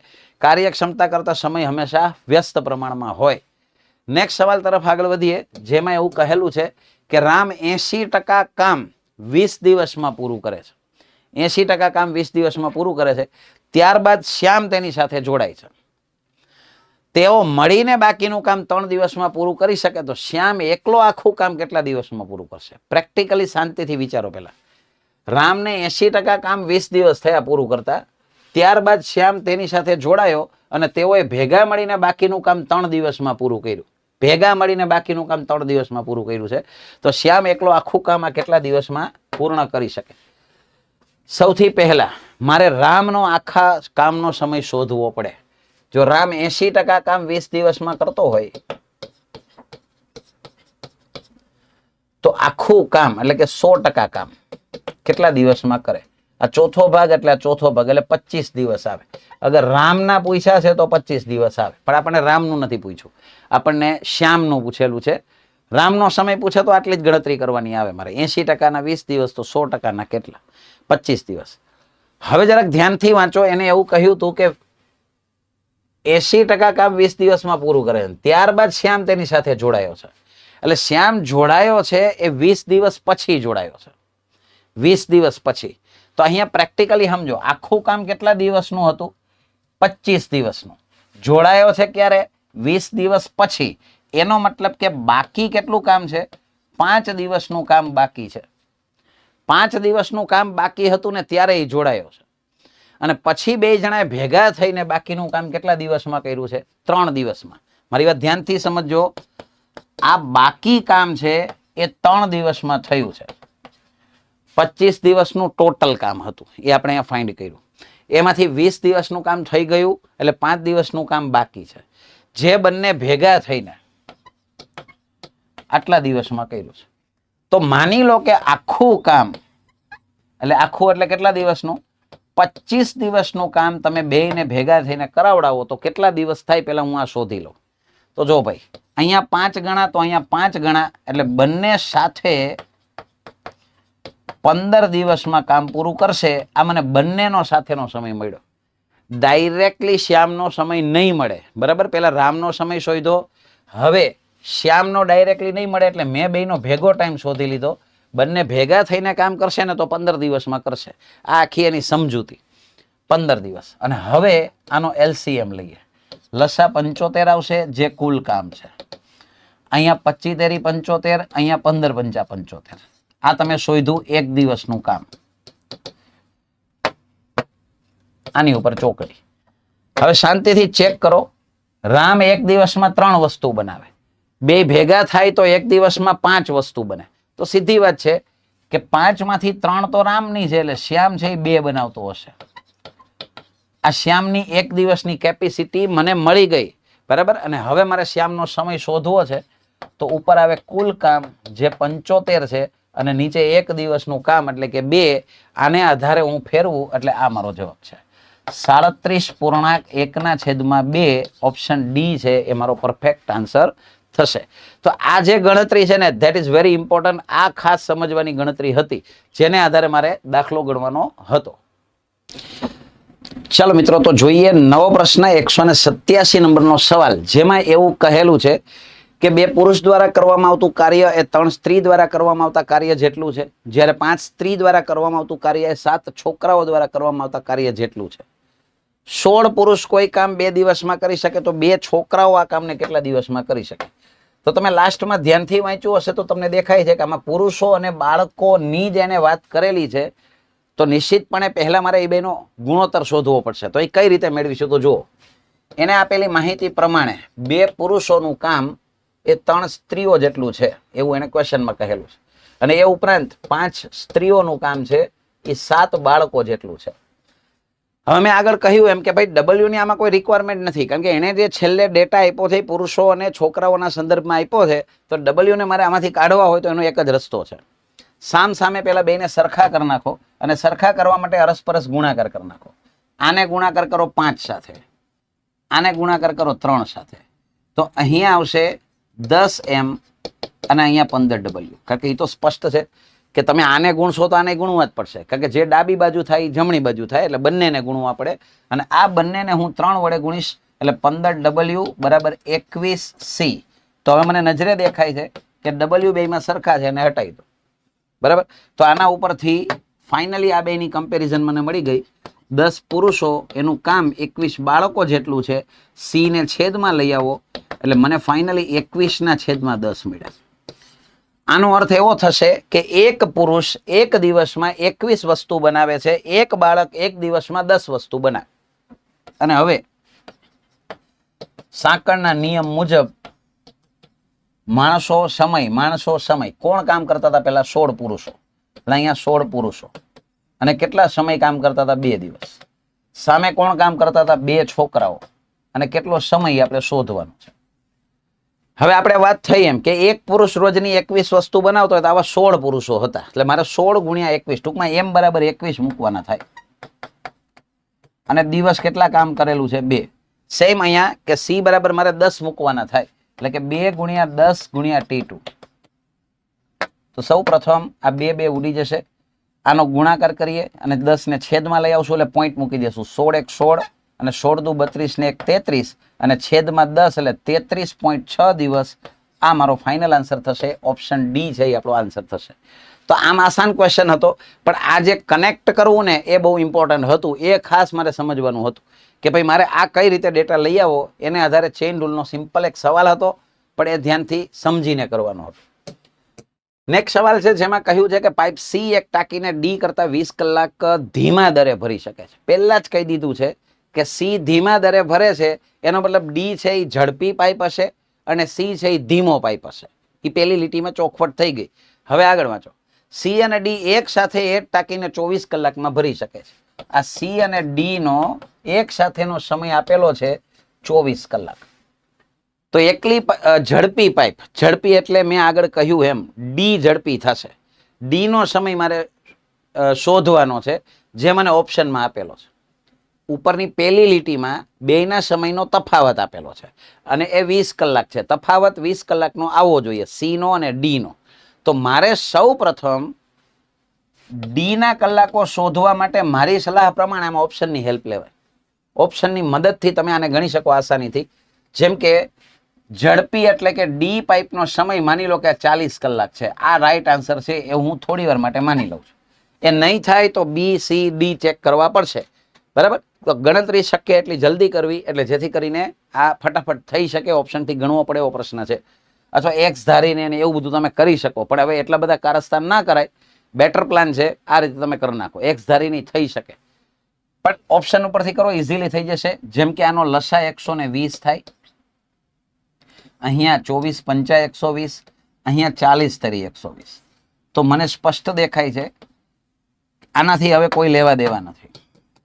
સી અને ડી બે પાઇપ શરૂ છે, તો 5 લીટર પાણી ભરાય છે, જેમાં ડી 3 લીટર પાણી ભરે છે, તો સી 2 લીટર ભરતો હશે. આ તો સમજીએ કઈ. આના 5 છે, એમાંથી આના 3 બાદ કરો એટલે સી છે એ નિશ્ચિતપણે 2 લીટર પાણી ભરતો હશે. હવે હું સી નો સમય શોધી લઉં, અને સમય શોધવા માટેનો એક જ કન્સેપ્ટ છે, કુલ કામ 120 છેદમાં એનું કામ છે 2, એટલે મારો જવાબ આવ્યો 60 કલાક. તો જરા યાદ કરો, ડી નો સમય તમે શું લીધેલો હતો? 40 કલાક. સી નો સમય શું આવ્યો? 60 કલાક. તો ચેક કરો, એ બેનો ડિફરન્સ 20 કલાકનો થયો? તો કે હા ભાઈ થયો. આની 60 કલાક, આની 40 કલાક, ડિફરન્સ 20 નો થઈ ગયો. મારી જે પહેલી કન્ડિશન ફૂલફિલ થઈ ગઈ, તો બસ આ જ મારો જવાબ છે. 40 કલાક છે એ જ મારો ફાઇનલ આન્સર થઈ ગયો. ના થયું હોત તો જ આગળ ગણવું પડત. એટલે કે ડી ની જે 40 કલાક તમે લીધેલી હતી એ પરફેક્ટ હતી. આ મારો જવાબ છે. વધીએ છીએ નેક્સ્ટ સવાલ તરફ. 189 નંબરનો સવાલ. જુદા જુદા કદના 4 કાળા દડાને કેટલી રીતે ગોઠવી શકાય? ક્રમચય સંચયનો દાખલો છે ભાઈ, સીધી વાત છે. એમાંય પાછી બે વાત આવે, એક ગોઠવણી ને એક પસંદગી. ગોઠવણી હોય એટલે હંમેશા ક્રમચય આવે. કેટલા છે? 4 કાળા દડા છે. કલરથી કોઈ લેવા દેવા નથી. અહીંયા 4 છે એની વાત છે, અને એને ગોઠવવા હોય તો એનો એક જ જવાબ આવે, 4 ફેક્ટોરિયલ. 4 વસ્તુને 4 રીતે તમે ગોઠવી શકો એવો એનો મતલબ થાય. 4 ફેક્ટોરિયલ એટલે કે 4 ગુણ્યા 3 ગુણ્યા 2 ગુણ્યા 1. સીધી વાત કરું તો કદાચ માની લો કે આમ ના ખબર પડે, તો જો 4 વસ્તુ છે તમારી પાસે, તો એમાં પહેલા સ્થાનમાં ગોઠવવા માટે તમારી પાસે 4 ઓપ્શન અવેલેબલ છે. પણ બીજા સ્થાન માટે 4 નહીં હોય. કેમ? તો કે 1 ને તો તમે ગોઠવી દીધું છે, એટલે હવે ગોઠવવાના 3 ને જ આવે, પછી ગોઠવવાના 2 ને આવે, પછી ગોઠવવાના 1 ને આવે. આનો ગુણાકાર જે મેં અહીંયા રિપ્રેઝન્ટ કર્યો, ડાયરેક્ટલી ક્રમચય ખબર પડે, સીધું 4 ફેક્ટોરિયલ આવે. બરાબર છે. હવે એનો ગુણાકાર 24 આવે. તો મારો જવાબ આવશે ઓપ્શન ડી. તો આસાન સવાલ હતો, ક્રમચયનો સવાલ હતો. નેક્સ્ટ સવાલ છે, જેમાં એવું કહેલું છે કે 1 3 5 7 9 અંકોનો ઉપયોગ કરીને 5 અંકો વાળી કેટલી સંખ્યા બનાવી શકાય? તમારે 5 અંકોની સંખ્યા બનાવવાની છે. કેટલા આંકડા અવેલેબલ છે? 5. તો પતી ગઈ ને વાત. અહીંયા મૂકવા માટે તમારી પાસે 5 ઓપ્શન્સ અવેલેબલ છે. 5 અંકોની સંખ્યા બનાવવાની છે. અહીંયા 5 ઓપ્શન અવેલેબલ છે. હવે ખરા અર્થમાં અહીંયા લખેલું છે 1 3 5 7 9 અંકોનો ઉપયોગ કરી 5 અંકો વાળી કેટલી સંખ્યા બનાવી શકાય? એમાં 2 શક્યતા હોય, કે અંકોનું પુનરાવર્તન કરવાનું છે કે અંકોનું પુનરાવર્તન નથી કરવાનું. અથવા તો એને એવું લખવું પડે કે બધાનો એક જ વાર ઉપયોગ કરીને. એવી કોઈ સ્પષ્ટીકરણ નથી, એટલે અત્યારે હું 2 શક્યતા લઈને ચાલુ છું. જો પુનરાવર્તનની પરમિશન હોય, કંઈ કીધું નથી, પણ આપણે ખાલી વાત કરીએ છીએ, તો પહેલા સ્થાનમાં મૂકવા માટે 5 ઓપ્શન, બીજામાં 5, ત્રીજામાં 5, ચોથામાં 5 અને છેલ્લામાં 5. અને આ બધાનો ગુણાકાર મારે કરવાનો થાય, જે 31 25 આવે. તો મારો જવાબ 31 25 પણ પોસિબલ છે. બરાબર છે. પણ હાલમાં કે ઓપ્શનમાં એવું દેખાતું નથી, એટલે આપણે સ્વીકારી લઈએ કે અહીંયા પુનરાવર્તનની પરમિશન નથી. બરાબર. એટલે પહેલા સ્થાનમાં મૂકવા માટે તમારી પાસે 5 આંકડા અવેલેબલ હતા, પણ બીજા સ્થાનમાં મૂકવા માટે તમારી પાસે 4 આંકડા અવેલેબલ છે. ત્રીજા માટે 3 અવેલેબલ છે. અહીંયા 2 છે, અને અહીંયા છેલ્લે એક જ અંક વધેલો હશે. હવે આનો ગુણાકાર કરો તો 120 છે એ મારો જવાબ આવે. 120 છે એ ફૂલ એન્ડ ફાઇનલ આન્સર થશે. આ આપણો જવાબ છે, એટલે કે ઓપ્શન એ. પણ અહીંયા મેં કીધું એમ આ પણ જવાબ સંભવ છે. બરાબર. કારણ કે રકમમાં એ કોઈ સ્પષ્ટીકરણ નથી, એટલે બંને રીતે આપણે ચાલ્યા છીએ. પુનરાવર્તનની પરમિશન હોય તો 31 25 આવે. અગર પરમિશન નથી તો મારો જવાબ નિશ્ચિતપણે 120 આવવો જોઈએ. તો અત્યારે સુટેબલ આન્સર 120 છે, એટલે આપણે 120 છે એને માન્ય ગણીશું. નેક્સ્ટ સવાલ લખીએ. 4 ભિન્ન અસમરેખ બિંદુઓ વડે વધુમાં વધુ કેટલી ભિન્ન રેખાઓ નિશ્ચિત કરી શકાય? ક્રમચય અને સંચય, એમાંના સંચયનો દાખલો છે, જેમાં એવું કહેલું છે કે તમારી પાસે 4 બિંદુઓ અવેલેબલ છે. પણ કોઈ પણ રેખા ડ્રો કરવી હોય તો એના માટે નિશ્ચિતપણે મારે બે બિંદુઓની જરૂર પડે. કોઈ નિશ્ચિત દિશામાં રેખાને દર્શાવવી છે તો બે બિંદુ તો ફરજિયાત જરૂર પડે. તો બસ વાત પતી ગઈ કે ભાઈ 4 બિંદુઓમાંથી રેખા દોરવા માટે તમારે 2 ની જરૂર છે. એટલે કે આનો આન્સર આવે 4C2. જેમ કે તમને ખ્યાલ જ છે કે એવા દાખલાઓ આવે કે ભાઈ હાથ મિલાવવાના છે, તો હાથ મિલાવવા માટે 2 વ્યક્તિની જરૂર પડે. એમાં જ અહીંયા વાત થઈ છે કે ભાઈ રેખા દોરવા માટે 2 બિંદુની રિક્વાયરમેન્ટ છે. એટલે કે 4 માંથી 2 ની પસંદગી. પસંદગી એટલે સંચય, ગોઠવણી એટલે ક્રમચય. યાદ રાખીશું. એમાં આપણે ફેક્ટોરિયલ લખીએ છીએ ડાયરેક્ટ ગોઠવણી વખતે ક્રમચયમાં, અથવા પી પણ લખાય. ઇંગ્લિશમાં પરમ્યુટેશન કહેવાય અને ઇંગ્લિશમાં કોમ્બિનેશન કહેવાય. એટલે અહીંયા સી આવતો હોય. હવે 4C2 નો જવાબ જો ન ખબર હોય તો જાણી લો. 4 થી શરૂ કરવાનું, 2 સંખ્યા લખવાની. એટલે કે આ રીતે 2 જ સંખ્યા લખવાની, 2 સુધી નહીં, ખાલી 2. 4 ગુણ્યા 3. અને નીચે 2 થી સ્ટાર્ટ કરવાનું અને 1 સુધી લખવાનું છે. That's it. હવે આના છેદ ઉડાડી દો. તો સૌથી પહેલા 2 2 4, તો 3 દુ ને 6. આ મારો જવાબ છે કે 4 બિંદુઓ જો આપણી પાસે હોય અસમરેખ અને એમાંથી રેખા દોરવાની વાત આવે તો હું 6 અલગ અલગ રેખાઓ મેક્સિમમ દોરી શકું, એનાથી વધારે પોસિબલ નથી. તો આ સંચયનો દાખલો હતો. આ રીતે તમે એને ગણતરી કરી શકો. નેક્સ્ટ સવાલ છે જે હમણાં જ મેં તમને કહ્યો કે ભાઈ BCCI ની મીટિંગમાં 10 માણસો છે, બધા એકબીજા સાથે હેન્ડશેક કરે છે, એટલે કે હાથ મિલાવે. તો ત્યાં એક સાથે કેટલા હેન્ડશેક થશે? તો ફરી એક વખત, જેમ રેખા દોરવા માટે 2 બિંદુની જરૂર પડે, એમ હેન્ડશેક માટે પણ 2 વ્યક્તિની જરૂર પડે. એટલે કે 10C2 મારો જવાબ છે. 10 માંથી મારે 2 ની પસંદગી કરવાની રહી. તો હવે 10 થી શરૂ કરો, 2 સંખ્યા લખો, અને નીચે 2 થી શરૂ કરો અને 1 સુધી લખો.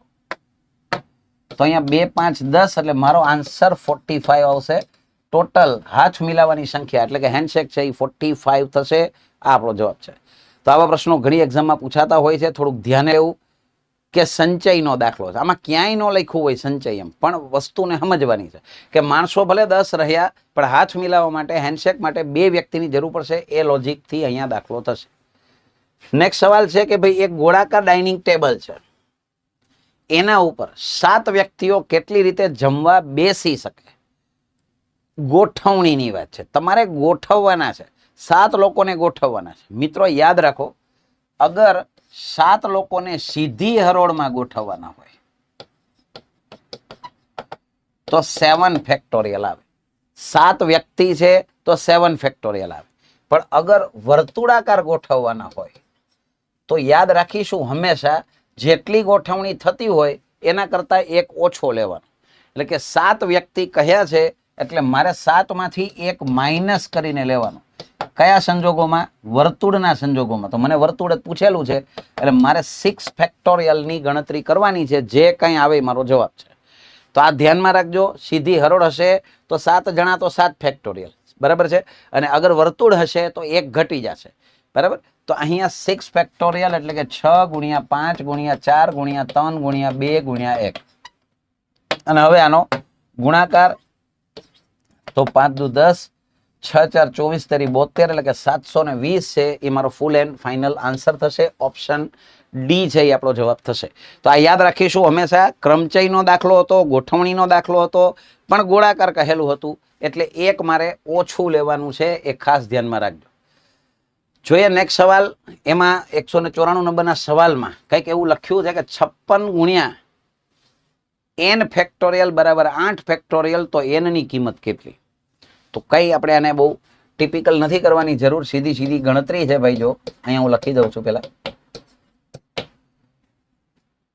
કે 56 બરાબર n ફેક્ટોરિયલ, તો 56 ગુણ્યા n ફેક્ટોરિયલ બરાબર 8 ફેક્ટોરિયલ, તો n ની કિંમત કેટલી હશે?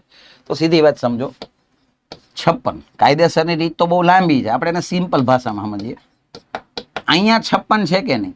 તો સામે 56 લઈ આવો. અને 8 ફેક્ટોરિયલ તમે જાણો છો, 8 ગુણ્યા 7 ગુણ્યા 6 ગુણ્યા 5 ગુણ્યા 4. પણ હવે એવું જરૂરી નથી કે તમારે છેક લગી લખવું.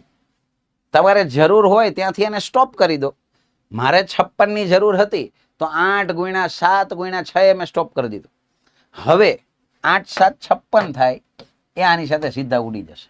તો મને દેખાય છે કે n ફેક્ટોરિયલ બરાબર 6 ફેક્ટોરિયલ, મતલબ સ્પષ્ટ છે n બરાબર 6 છે એ મારો જવાબ આવશે ઓપ્શન સી.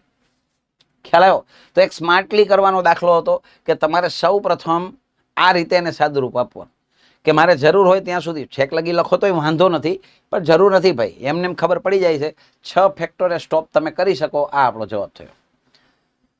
નેક્સ્ટ સવાલ છે કે ભાઈ બે સંખ્યાઓના લસા 8919 છે અને તેમનો સરવાળો 1000 હોય તો તે સંખ્યાઓ કઈ હશે? કોઈ પદ્ધતિ ના હોય આની અંદર, ખાલી બુદ્ધિનો જ ઇસ્તેમાલ કરો. સૌથી પહેલા એને કીધું છે કે સરવાળો 1000, તો આનો સરવાળો 1000 થાય છે કે કેમ પેલા એ ચેક કરો. તો કે હા ભાઈ થાય છે. આમાં 1 ઉમેરો એટલે 990 થાય ને 10 ઉમેરો એટલે 1000 થાય. તો આ હોઈ શકે. આનો સરવાળો 1000 થાય છે, આનો સરવાળો પણ 1000 થાય છે અને 983 માં 17 ઉમેરો તો પણ 1000 થાય છે. એટલે પેલી શરત આપણા કઈ કામની નથી. સરવાળો 1000 વાળી શરત આપણા કામની નથી. બસ હવે મારે ખાલી એ જોવાનું છે લસા 8919 કોનો થાય છે. જો આ બંને સંખ્યા કોઈ જ ઘડિયામાં ભેગી આવતી નથી, કારણ કે આમાં 11 છે. 11 પોતે અવિભાજ્ય સંખ્યા છે અને આ 11 વડે વિભાજ્ય નથી, કારણ કે 9 ને 9 18 અને 18 માંથી 8 બાદ કરો ને તો 10 વધે. તો જ્યારે બંને સંખ્યા કોઈ જ ઘડિયામાં ભેગી ના આવે તેનો સીધો ગુણાકાર થાય. લસામાં બંનેનો ડાયરેક્ટ ગુણાકાર થાય. તો હું જોઈ લઉં ભાઈ 8919 થાય છે કે કેમ. તો ચાલો 11 9 99 વધી આવશે 9, 11 8 88, 88 માં 9 ઉમેરો એટલે 97 આવે. તો બસ વાત પતી ગઈ. હવે મને આગળ ગણવાનું થતો નથી, મને ત્યાંથી જ ખબર પડી ગઈ. અને આમ પણ જો થોડુંક પ્રેક્ટિકલી વિચારો ને તો તમે 11 વડે ગુણાકાર કરો ને તો આ તમારો જવાબ 11 વડે વિભાજ્ય હોવો જોઈએ. એની અંદર 11 હોવા જોઈએ. તો એમાં 11 નથી જ, કારણ કે 8 ને 1 9, 9 ને 9 18, 18 માંથી 9 બાદ કરો તો 9 જ વધે. એટલે આ તો નહીં જ હોય, પણ છતાંય આપણે ગુણાકાર કરીને વેરીફાઈ કરી લીધું. હવે વાત કરીએ આની બંનેની કે ભાઈ આ બંનેની અંદર 7 ના ઘડિયામાં આવે છે કે કેમ. તો જો 14 સત્તા 98, આની અંદર 7 છે કે કેમ એ જોઈ લઈએ. 14 સત્તા 98 એટલે 1 વધે 13, તો 7 ના ઘડિયામાં 13 નો આવે. એટલે આ બંને સંખ્યા કોઈ ઘડિયામાં ભેગી નથી આવતી, કારણ કે 7 પોતે અવિભાજ્ય સંખ્યા છે. બરાબર? તો આનો ડાયરેક્ટલી ગુણાકાર કરો ને ભાઈ, તો 7 તેરી 21 નો એકડો આગળ ગુણાકાર કરી તો હારા ન લાગી, કારણ કે છેલ્લે 9 જોઈએ છે. એટલે આ તો જવાબ નહીં હોય, કારણ કે જ્યારે બંને સંખ્યા કોઈ ઘડિયામાં ભેગી નથી આવતી તો મારે એનો સીધો ગુણાકાર જ કરવાનો છે. જેમ કે આ બંનેને જુઓ, નો ડાઉટ 9 છે એ અવિભાજ્ય નથી, પણ 9 વડે વિભાજ્ય આ નથી, દેખાય છે મને. 9 ને 9 18 ને 1 19, 9 વડે વિભાજ્ય નથી. 9 માં બીજું કોણ છુપાયેલું છે? 3. હવે 9 થી નો ભાગી શકાય તો 3 થી નો જ ભાગી શકાય. કોમન સેન્સની વાત છે. એટલે ઇન શોર્ટ આમાં કઈ કોમન છે જ નહીં, અને કોમન નથી તો એનો ડાયરેક્ટ ગુણાકાર થશે. 9 1 9, 9 9 81, અહીંયા 8 9 9 81, એમાં 8 ઉમેરો એટલે 89 આવે. આ આવી ગયો મારો લસા, જે મારે રિક્વાયર્ડ હતો. ઓપ્શન સી છે એ મારો ફૂલ એન્ડ ફાઇનલ આન્સર છે. એ મારી બે કન્ડિશનનું પાલન કરે છે. એનો સરવાળો 1000 થાય છે અને એનો લસા 8919 થાય છે. લસામાં ગુણાકાર શા માટે કર્યો? કારણ કે બંને સંખ્યા કોઈ ઘડિયામાં ભેગી ના આવે ત્યારે એનો ડાયરેક્ટ ગુણાકાર જ થાય. બરાબર છે? જેનો મેં સીધો ગુણાકાર કરી નાખ્યો, મને મારો લસા મળી ગયો. ઓપ્શન સી આપણો ફાઇનલ આન્સર થશે. એટલે આમ થોડોક ટિપિકલ સવાલ હતો, પણ શાંતિથી સમજીને કરો ને તો થઈ જાય એવો. બાકી કાયદેસર તમે કંઈ એક્સ ધાયરો ને આ ધાયરો ને એવું કરવા જાવ તો તમારું જિંદગીમાં ભેગું ન થાય, કારણ કે પ્રેક્ટિકલી એક ઓપ્શન ઉપરથી કરવાનો સિમ્પલ દાખલો હતો. નેક્સ્ટ સવાલ છે કે 3 સંખ્યાઓ 1266, 1461 અને 1863 નો ગુસ્સા કેટલો? ભાઈ ગુસ્સા એટલે એવી સંખ્યા કે જે ત્રણેયમાં કોમન આવતી હોય, અથવા તો ત્રણેય સંખ્યા જેના વડે વિભાજ્ય હોય એ એનો ગુસ્સા થશે.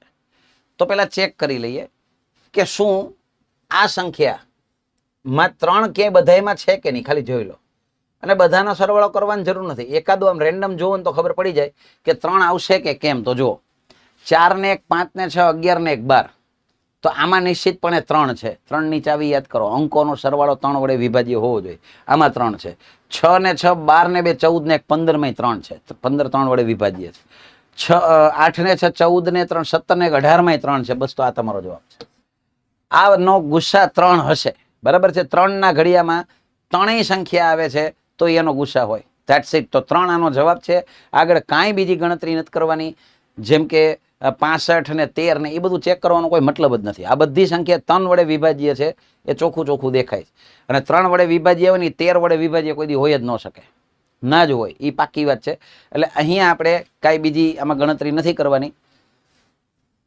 હા, જોકે 13 વડે વિભાજ્ય અમુક કેસમાં થઈ શકે 13 તેરી 39 કરો તો એ 13 વડે વિભાજ્ય છે ને 3 વડે વિભાજ્ય, કારણ કે 13 તેરી 39 તમે કર્યા, 13 નો 3 નો ગુણાકાર કર્યો, કારણ કે બે સંખ્યા એક ઘડિયામાં નથી આવતી, તો હમણાં જ વાત થઈ એના લસામાં એનો ગુણાકાર જ થાય.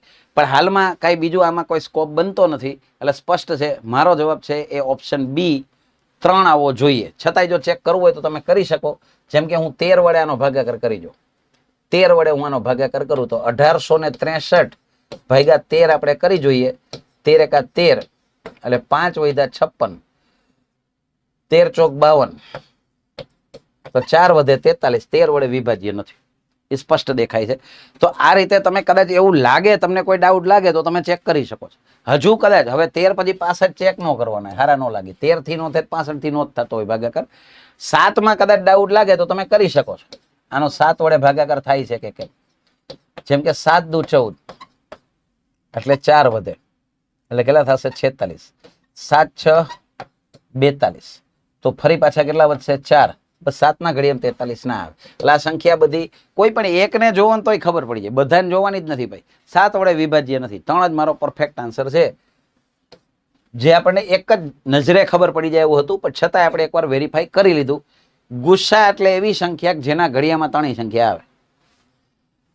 નેક્સ્ટ સવાલની વાત કરીએ તો ભાઈ જો આ ટ્રિકી ક્વેશ્ચન છે. ઘાત અને ઘાતાંકનો એક ટ્રિકી ક્વેશ્ચન છે.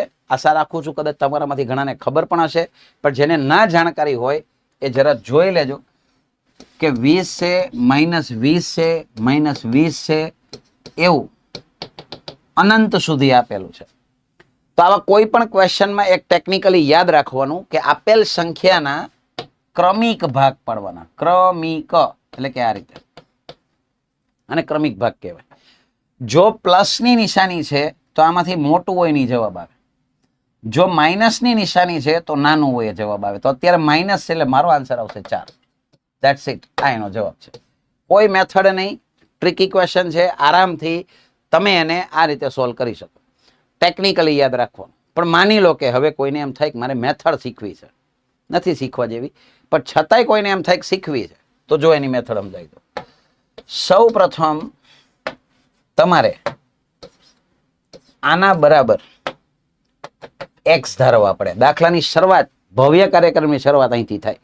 હવે તો કે આ વર્ગમૂળને સામેની તરફ જવા દો. તો ઘાતઘાતકનો રૂલ છે, વર્ગમૂળ સામે જશે તો સામે વર્ગ થશે. એટલે અહીંયા વધશે કંઈક આ રીતે 20. આ એક જ 20 છે એની વર્ગમૂળની બહાર નીકળી જશે. આ બધા અંદર ને અંદર જ રહેશે, સામે x² થઈ જશે. બરાબર. હવે જરા યાદ કરો, તમે આના બરાબર તો વાસ્તવમાં શું ધારેલા છે? x ધારેલા છે. એ લખેલું જ છે આપણે કે આના બરાબર x છે, કે જેમાં 20 20 20 20 એવું અનંત સુધી આવે. તો આના બરાબર ફરી પાછા x આવશે. એટલે કે ફાઇનલી એક આ રીતની પરિસ્થિતિ બની.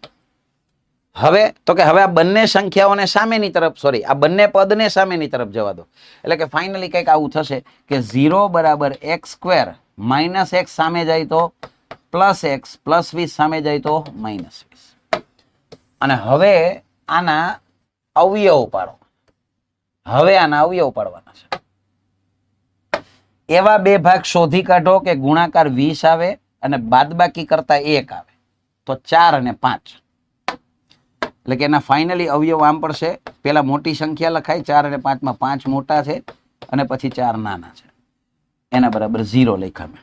પેલી નિશાની હંમેશા અહીંયા હોય એ જ આવે. આ પ્લસ છે તો પ્લસ જ આવે. અને બીજી નિશાની માટે તમારે બેયની જોવાની. રૂલ જે નિશાનીનો છે એ લગાડવાનો કે માઇનસ માઇનસ પ્લસ થાય, પણ પ્લસ માઇનસ માઇનસ થાય. એટલે કે અહીંયા માઇનસ આવશે. પછી બંનેને અલગ અલગ 0 આપવાના. એટલે કે x + 5 બરાબર 0, અને અથવા x - 4 બરાબર 0. +5 સામે જાય તો -5 આવે. અહીંયા -4 સામે જાય તો +4 આવે. તો હવે મને બે માંથી કયો ઓપ્શન દેખાય છે? તો x બરાબર 4 મને દેખાય. 5 આપ્યા જ છે પણ -5 નથી આપ્યા, તો 4 મારો જવાબ. આ એની મેથડ થઈ. આવા થોડા ધંધા કરાય. આ ટેકનિકલ સમ છે, ટેકનિક યાદ રાખવાની.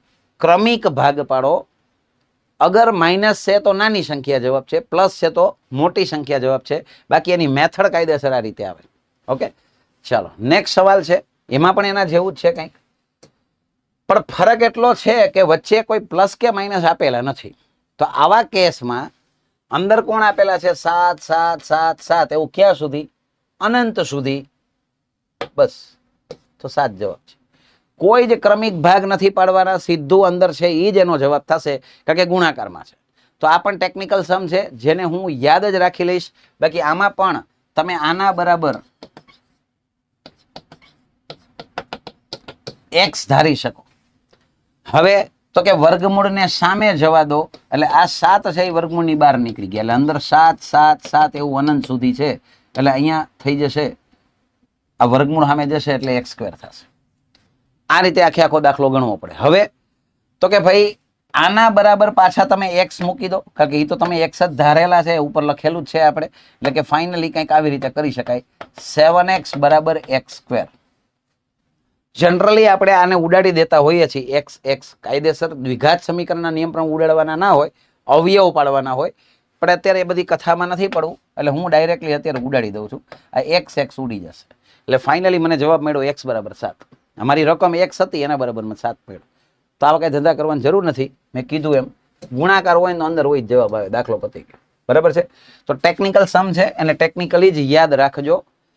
નેક્સ્ટ સવાલ છે, એ પણ આમ જુઓ તો ઘાતાંકનો, આમ જુઓ તો સાદુરૂપનો સવાલ છે કે ભાઈ 8√15 નો 2√3 વડે ભાગાકાર કરતા શું મળે? ભાગાકાર એટલે છેદમાં, બીજું હું આમ કહેવા માંગે છે.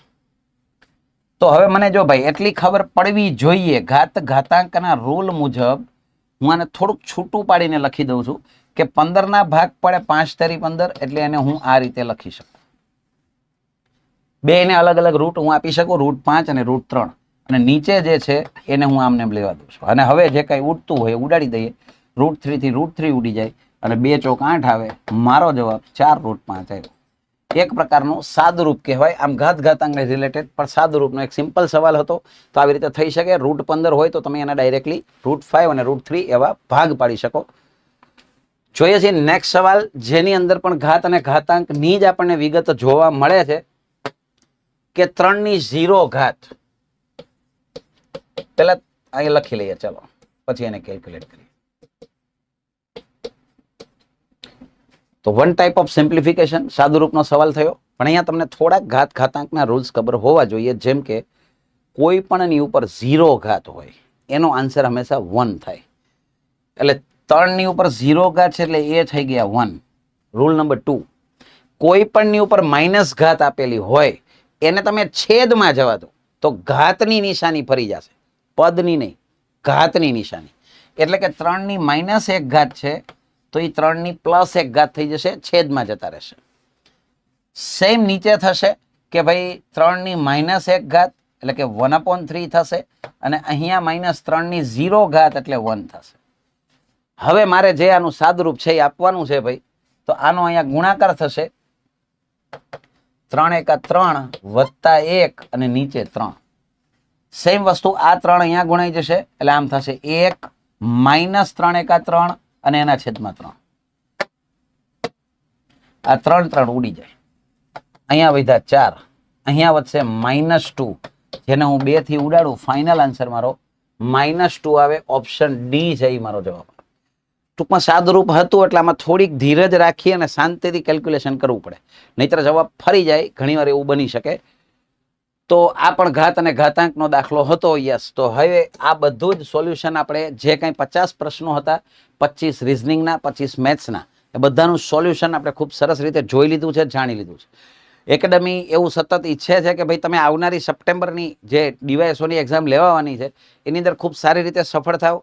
એના માટે તમને મેથ્સ અને રિઝનિંગની અંદર ક્યાંય પણ તકલીફો ના પડે એટલા માટે જ આપણે આ બધા સોલ્યુશન્સને મૂકતા હોઈએ છીએ. તો ચોક્કસથી હજુ સુધી તમે અગર ચેનલને સબસ્ક્રાઇબ નથી કરી તો સબસ્ક્રાઇબ કરી દો. અને હા ભાઈ, આટલું સરસ રીતે સોલ્યુશન આપ્યા પછી લાઇક તો ચોક્કસથી બને છે, તો લાઇક કરી દેજો. અને હા, તમારા મિત્રો સુધી વિડીયોને એટલે પહોંચાડજો કે જેથી કરીને એને પણ સારામાં સારી ગણિતની રિઝનિંગની તૈયારી થઈ શકે. તો મળીએ છીએ નેક્સ્ટ સોલ્યુશનની અંદર. જય હિન્દ, જય ભારત.